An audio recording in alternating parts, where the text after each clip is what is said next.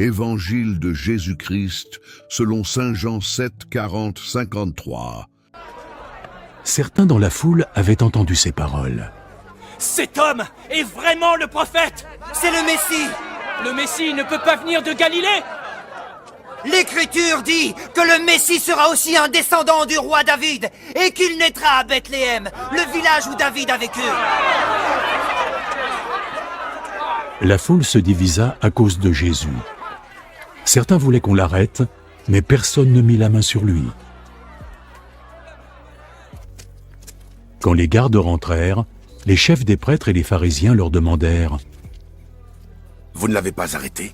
Jamais personne n'a parlé comme cet homme le fait. » Alors il vous a trompé, vous aussi. Avez-vous eu connaissance d'un membre des autorités ou d'un pharisien qui croit en lui? Cette foule ne connaît pas la loi de Moïse.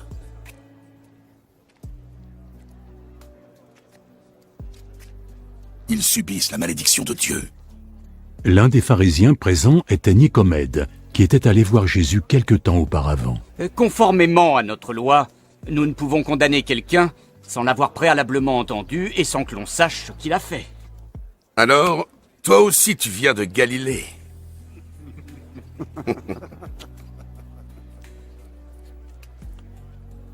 Relis donc les Écritures. Tu apprendras qu'aucun prophète n'est venu de Galilée.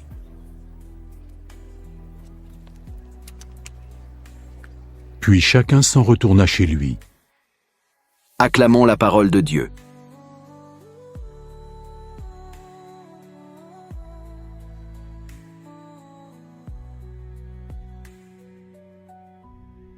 Frères et sœurs, dans cet évangile, nous voyons une foule divisée autour de Jésus. Certains reconnaissent en lui le prophète, d'autres le Christ, d'autres encore refusent de croire. Pourquoi cette division ? Parce que Jésus dérange. Il ne laisse personne indifférent. Les uns cherchent sincèrement la vérité. Les autres restent enfermés dans leur certitude, dans leur raisonnement, dans leurs préjugés. Ils pensent connaître Dieu, mais ils refusent d'accueillir celui que Dieu envoie. Ce qui frappe dans ce passage, c'est que beaucoup jugent Jésus à partir de son apparence, de son origine, de ce qu'ils croient savoir sur lui. Le Christ peut-il venir de Galilée? Ils s'arrêtent à la surface. Ils croient savoir, mais en réalité, ils ne cherchent pas à comprendre. Combien de fois cela nous arrive aussi? Nous jugeons trop vite, nous mettons des étiquettes. Nous enfermons Dieu dans nos idées, alors que Dieu est toujours plus grand que nos calculs. Les gardes, eux, n'ont peut-être pas toute la science des docteurs de la loi, mais ils ont été touchés par la parole de Jésus. Ils disent cette phrase magnifique: « Jamais un homme n'a parlé de la sorte ». Voilà peut-être la vraie porte de la foi, se laisser toucher par la parole de Jésus. Avant de discuter, avant d'argumenter, avant de condamner, il faut écouter. Quand on écoute vraiment le Christ, quelque chose change dans le cœur. Et puis il y a Nicodème. Il ne fait pas encore une profession de foi éclatante, mais il ose défendre la justice. Notre loi permet-elle de juger un homme sans l'entendre d'abord ? Nicodème nous montre qu'un chemin de foi commence parfois par un petit courage.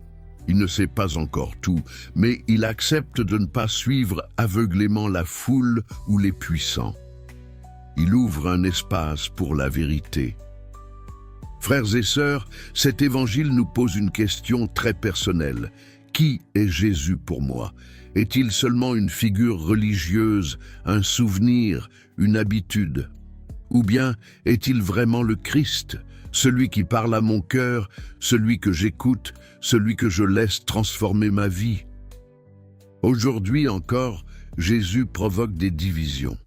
Non pas parce qu'il veut diviser, mais parce que sa lumière révèle ce qu'il y a dans le cœur de chacun.